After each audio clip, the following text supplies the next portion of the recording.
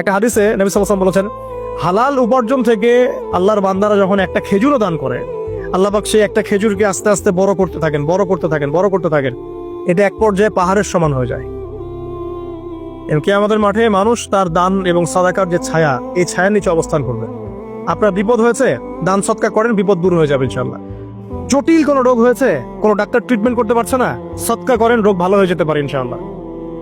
সৎকার ব্যাপক ফজিলত আছে। সাদাকা, দান, সাদাকা, দোয়া, এগুলো তাকদিরের যে বিপদ আপদ গুলো আছে না, ঝুলে আছে, আমাদের তাকদিরে বিপদ আছে না অনেক, এগুলোকেও সরিয়ে দিতে পারে আলহামদুলিল্লাহ। এই শক্তি আছে দোয়া এবং দান সৎকার মধ্যে।